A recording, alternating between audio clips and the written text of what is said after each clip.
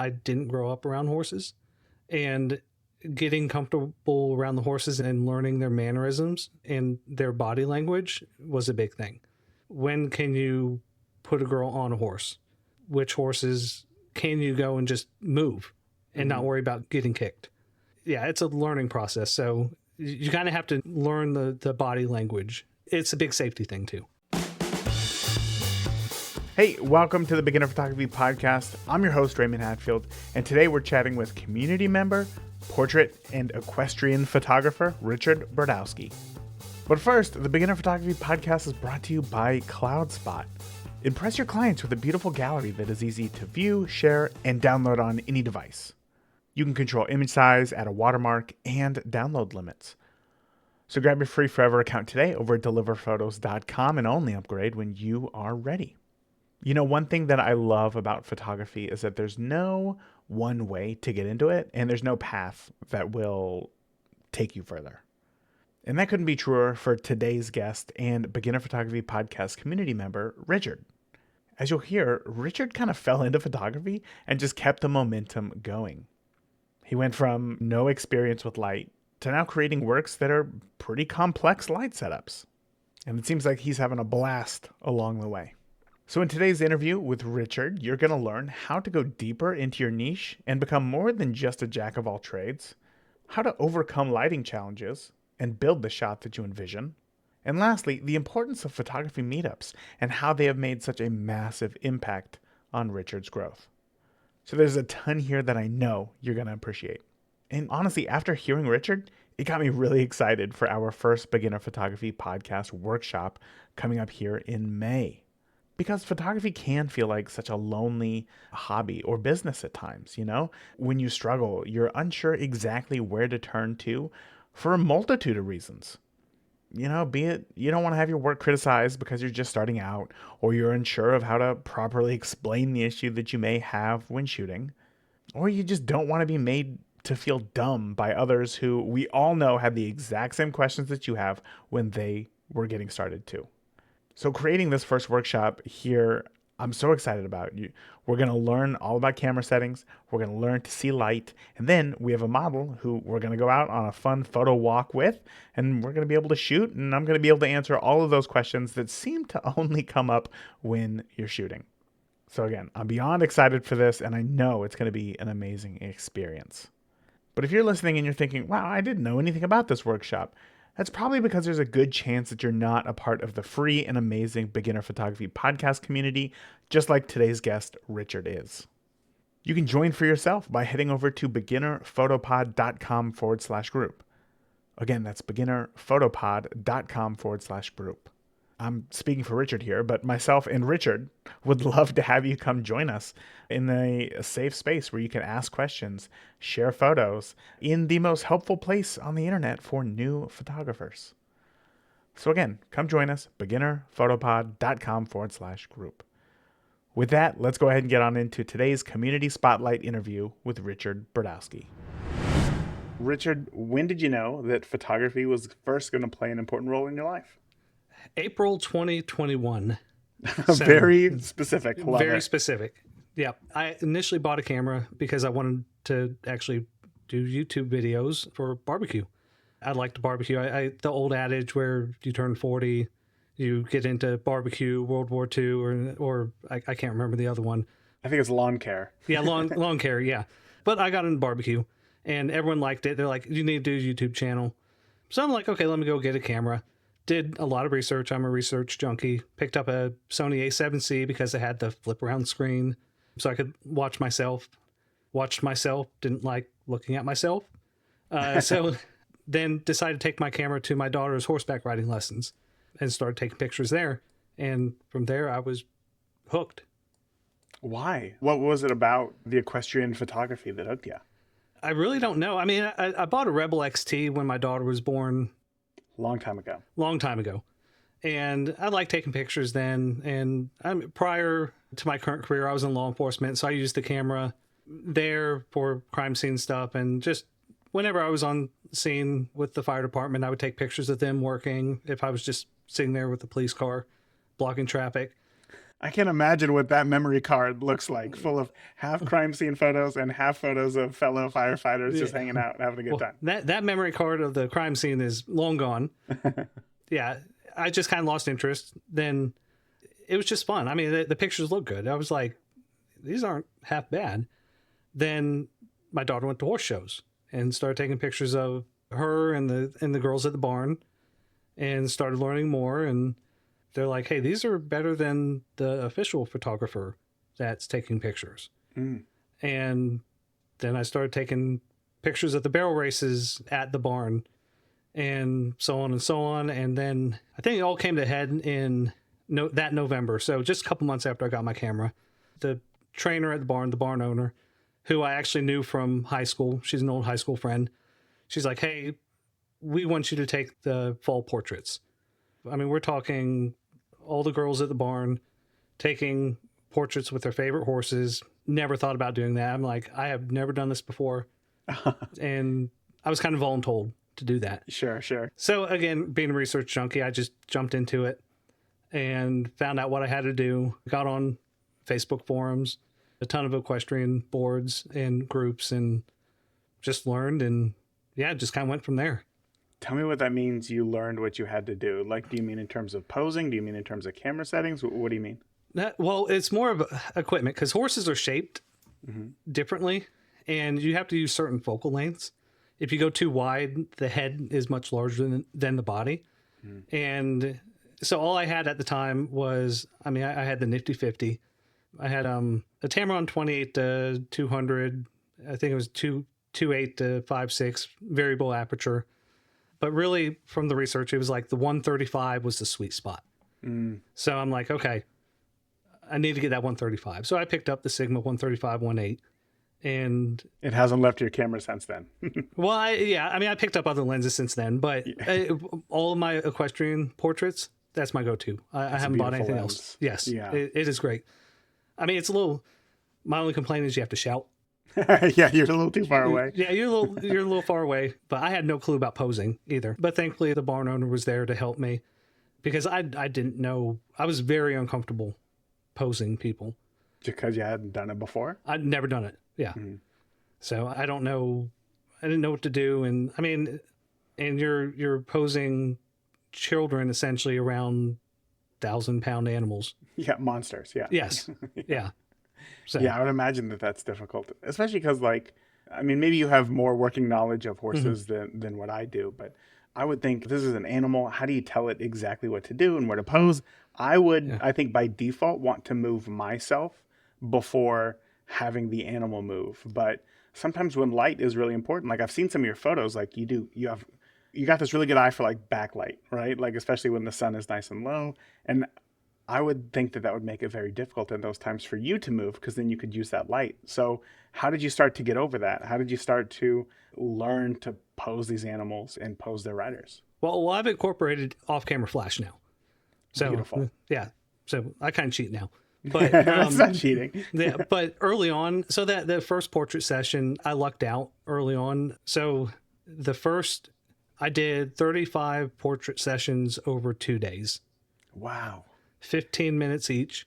Day one. Yeah, that's wild. Yeah. So my very first portrait session, and I think I posted this in the Facebook group. I can't remember if I did. If I didn't, I will. Was a young lady with her 5 horses. Wow.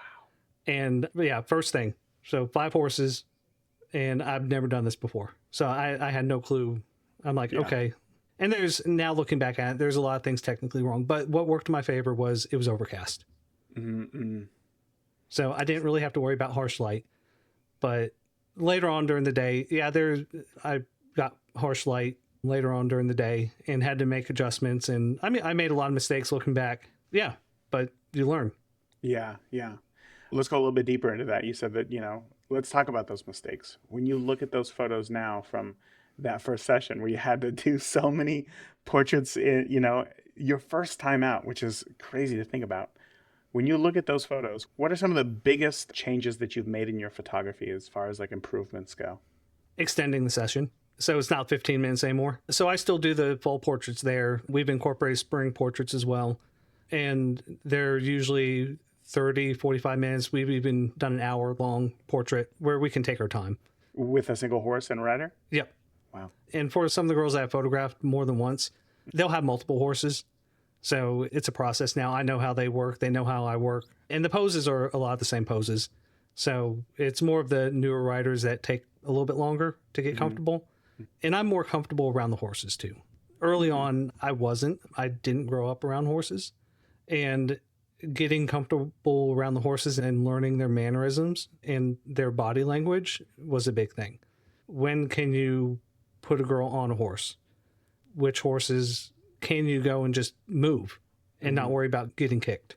Yeah, it's a learning process. So you kind of have to learn the body language. It's a big safety thing too. That makes sense. Again, I don't know how much, I feel like I would default a lot of that information to somebody else, especially because, well, I guess let me ask this question. You were kind of voluntold to do this in the beginning, but equestrian photography is something that is sought after. It's something that you can be paid very well for. Is this something that, I guess, where do you see this going? Is this something that you want to turn into a business, or is you enjoying the weekend warrior side of it? What do you think? Yeah, I mean, right now I enjoy the side hustle of it. It makes me enough money to buy more camera stuff. Nothing wrong with that. Yeah.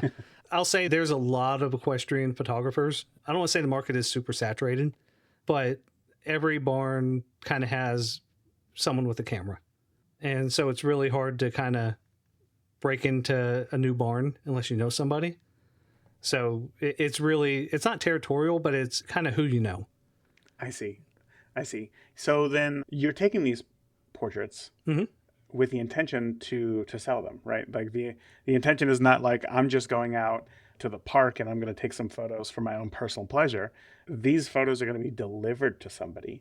So when you had first started, what was some of the feedback that you were getting? Like, how did you know what sorts of things you needed to work on to become better at this? I really didn't get too much feedback. I mean, I got a lot of... Grand slam. Knocked it out of the park first try. And I know, and I guess the blessing and the curse of that was I knew a lot of these parents. I knew a lot of the riders because they all rode with my daughter. They rode at the same barn. The girl with the 5 horses, she printed 16 by 20 of one of those pictures.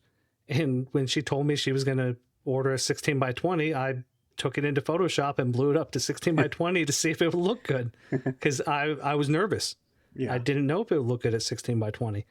But looking at other established photographers' work, I could compare myself to their work to kind of see where I needed to go and where I needed to be. Was that a challenge for you? Or do you think that you were pretty easy? Okay, so when you look at the images of, say, a professional, right? When you look at your images today and then the images of a professional equestrian photographer, where do you think is the biggest gap between yours and their work? Like, where could you improve? I think really the setting, maybe, because a lot of the professional work, you see a lot of the equestrian photography in like the beautiful forests of Norway or along the beach. And here in Metro Atlanta, we don't have that. I mean, unless I'm going to travel 4 to 6 hours to the beach, and we don't have that look of the Norwegian forest or mountainside. Wouldn't that be nice, though? Yeah, it would be nice. I mean, there's some great equestrian photographers out there. And then I really want to do some of the black background work that the photographers do. And also there's certain breeds of horses that, and don't quote me on it, like I said, I haven't grown up around horses, but there are just some beautiful horses out there that are $100,000, $150,000 horses that I don't have access to. Sure. Yeah, I would imagine for somebody who is invested in something like a $150,000 horse, suddenly the idea of even like a $3,000 to $5,000 portrait session does not seem like an unnecessary expense. Oh yeah, it would fit within the budget, which is why something like this seems like such a great idea. But let's go back a little bit. I want to talk a little bit more about the technicals, about the learning of photography, because as we all know, you pick up the camera and if you just leave it in auto or whatever and you just start shooting, it's not going to be creating anything amazing. You're just going to be taking snapshots. Talk to me about the technical process of you learning photography. What did you struggle with the most? I mean, your listeners are going to hate me, but the exposure triangle made sense to me, like right off the bat. It did. Yeah. Now my settings were probably all out of whack. I mean, I may have been at like 1/1000th of a second and 5,000 ISO at 2.8. Oh, I see. Yeah. Yeah, but I knew if I moved one, I had to move something else to get it properly exposed. Now I did have the advantage of having a mirrorless camera right off the bat. So you could see your exposure. I could see my exposure, but I did know that I had to move one of those settings to get it properly exposed. How did you know that? Like, what sorts of education were you doing? University YouTube. Yeah. Yeah. I see. Okay. So then let's, the other side of the coin there. What are the things that you did struggle with? Posing people. That, I mean, just the interaction and not feeling weird about it. What do you mean? I mentioned before I was prior law enforcement. I've kind of been really kind of closed off in the group. I mean, I don't use my last name on Facebook, my real last name, because it's an uncommon last name. And in law enforcement, it was very easy to find me. So like, I'm trying to put myself out there more and really kind of being more extroverted with people. And it's like, okay, well, what's appropriate? What can I say? How can I tell someone to move? How can I tell someone to pose? And I guess I was being overly cautious with being appropriate with people. Would you say that that's still your biggest struggle? I think so. I mean, I'm getting better with practice and learning the differences in posing, like men and women, because I've shot with a lot of men, but not as much as women now. So posing men is a lot different to get the more masculine poses. Yeah. Isn't that funny? Isn't that funny how like it's interesting when you look at portraits of, say, just professional headshots of a man and a woman, how differently their bodies are posed. And how much that can really influence the feel of the photo.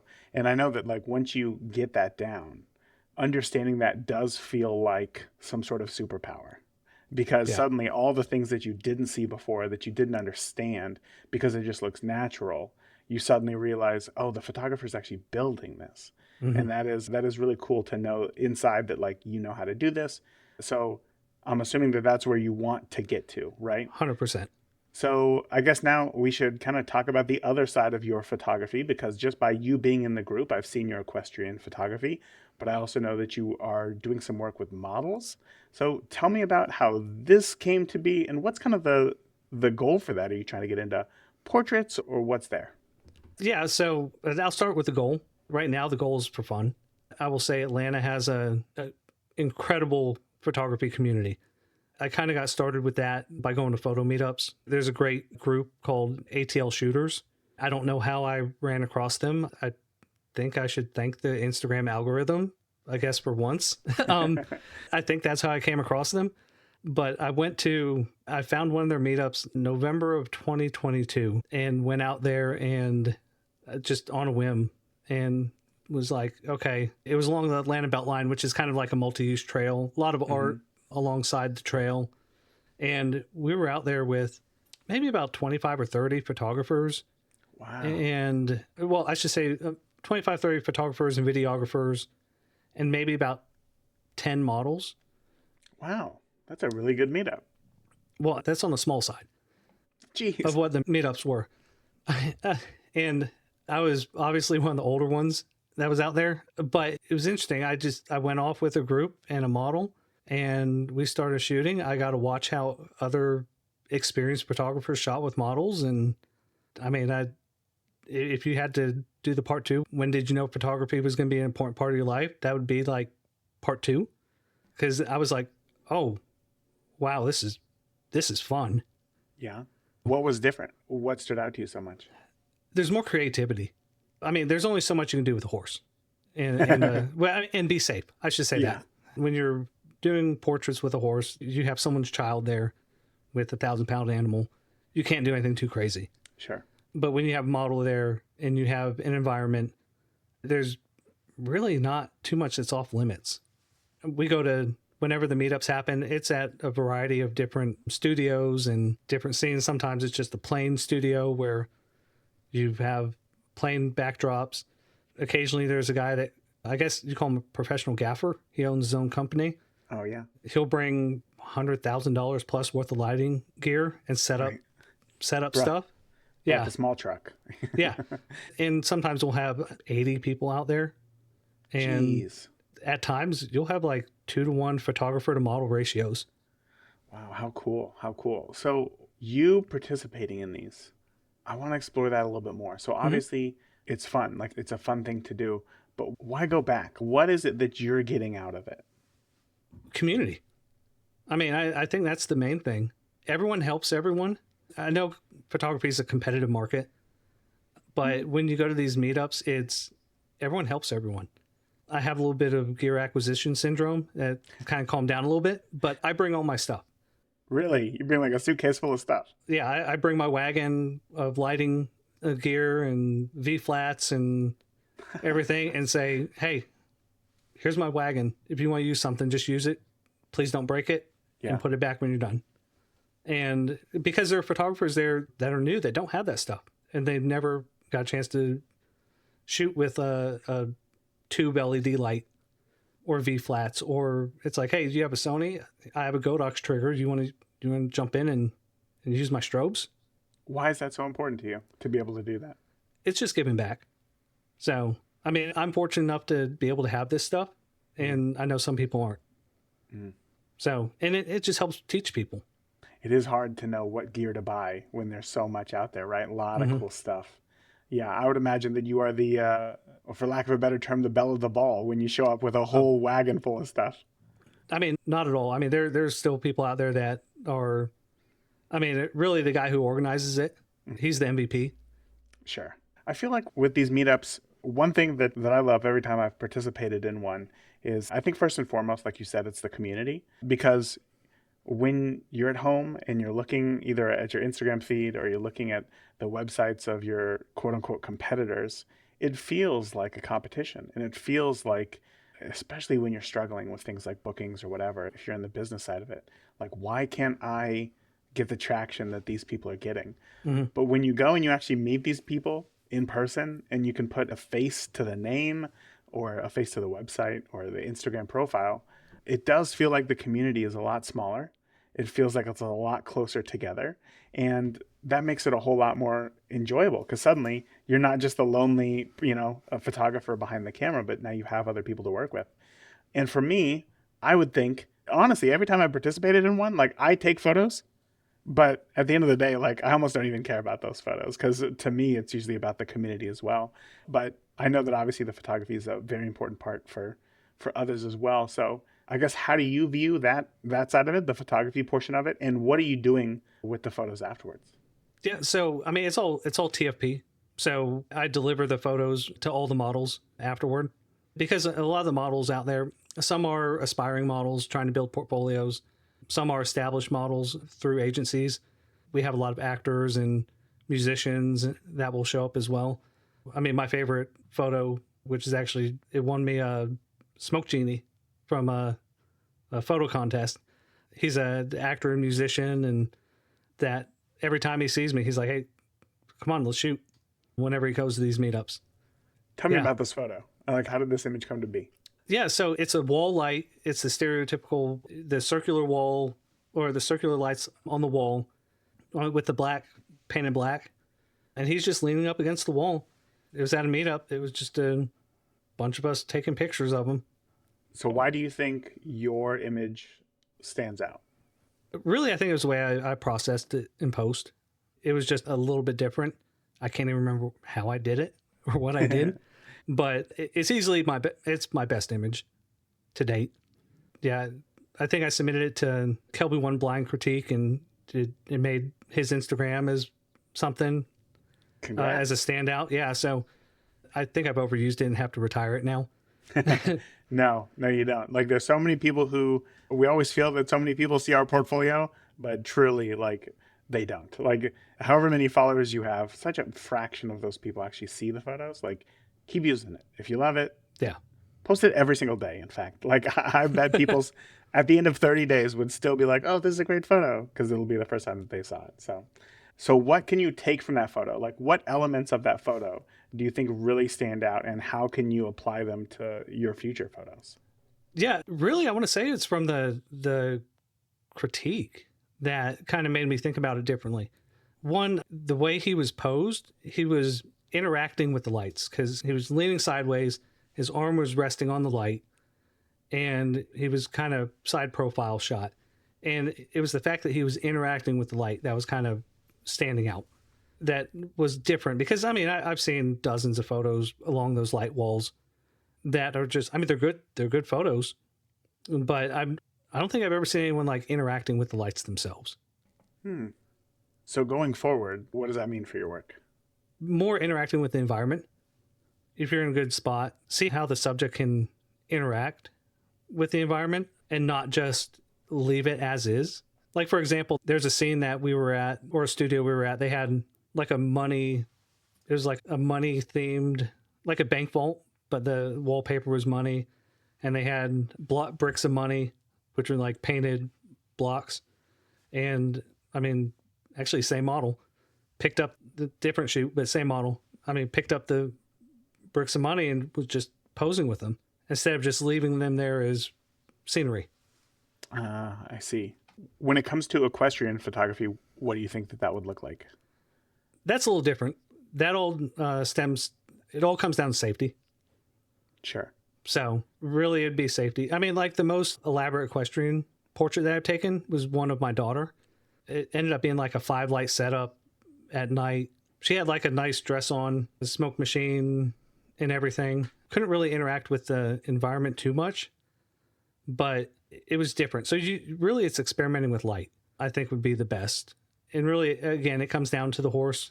Make sure the horse doesn't spook because, again, 1,000-pound animal. You don't want that. You don't want that.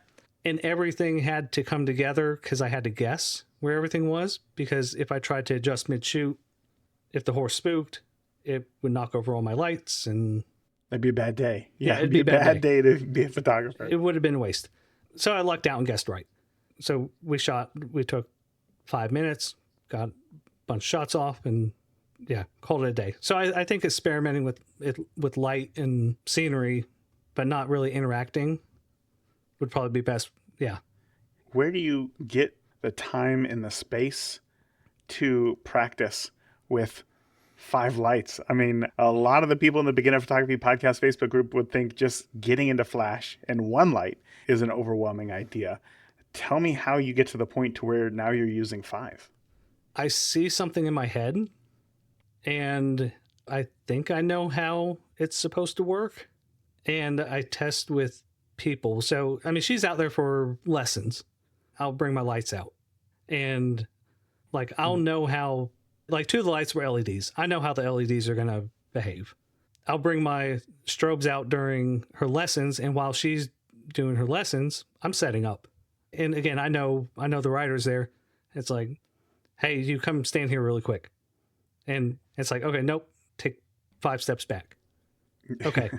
I know this is about where they need to be standing for this to possibly work. So when it comes to light, like I said, it can be complicated. It can be hard for a lot of people to wrap their heads around. If you could go back to that first session where you were voluntold that you had to do it, if you could go back and tell that version of Richard one thing about light, what piece of advice would you give? Do not face the subject and the horse toward the harsh sunlight.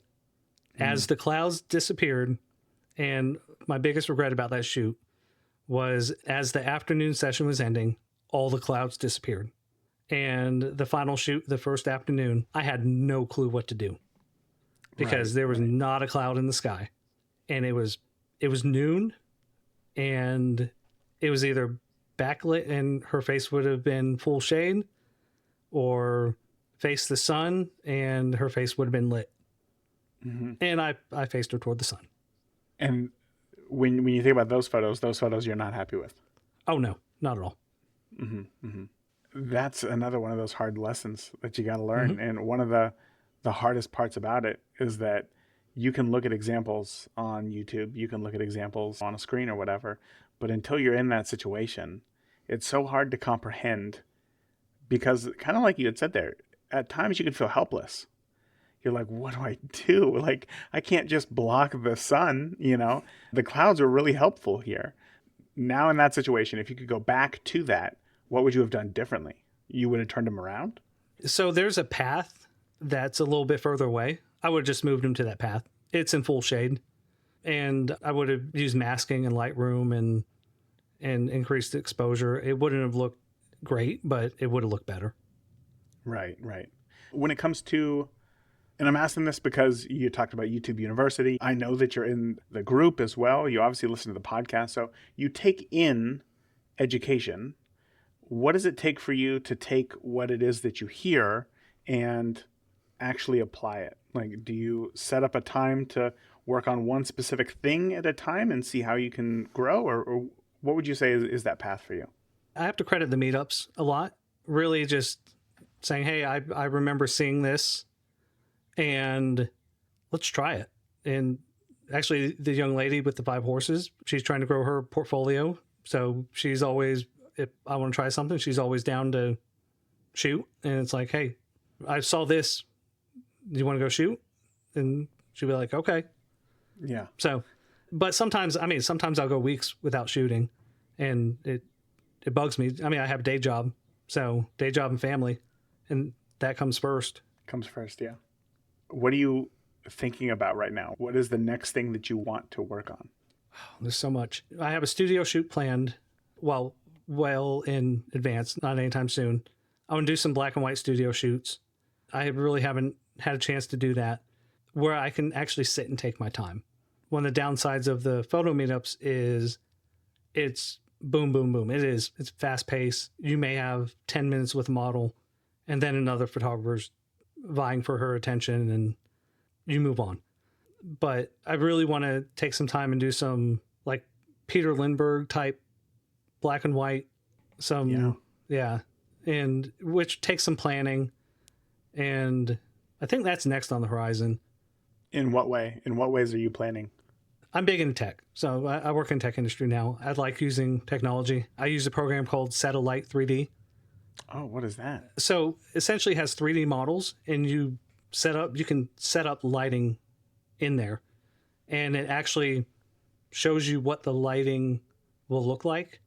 Really? And you set the lighting power and everything. And that way you could pre-set up your light. You could pre-set up your lighting setups and print them out before you actually get there. You said that Set a Light? Yeah, Set a Light 3D. Is that like an application to download, or is that web-based? Yes.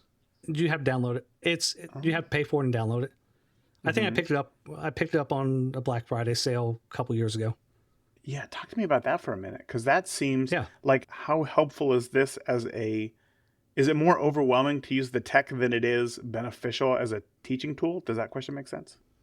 No, I mean, really the overwhelming part is learning it. It's not the most user-friendly program, but once you get it down, it is incredibly helpful. Where you can go in and set your light, and let's say you're using a single light setup, and you angle it camera right, slightly above head level, angled down. And you have it at like 3/4 power, and you can put in like the Godox 8600 Pro, and you have it at full power. Yeah, so it knows, and you actually put in a model of a 3D model of a person, and it hits the subject, and you're like, okay, this is what it's probably going to look like at full power. I can't use it at full power. Let me dial it back to half power. Okay, that's still too strong. Okay, 3/4 power, or not 3/4 power, but quarter power. Okay, that looks about right. Now, will it be 100%?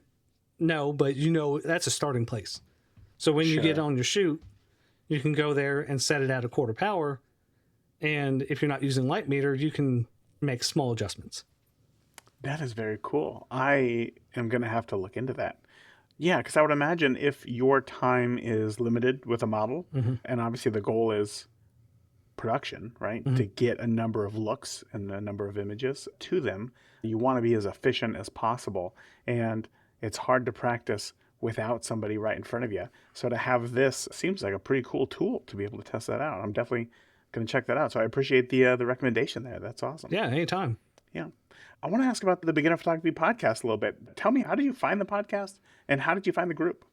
I probably found the podcast like everyone else does, and just typing in photography podcast, where I think initially, because I started in 2021, and I don't think I started listening until later in 2021, probably early 2022, because I didn't think there would be any photography podcast because it's a visual art form.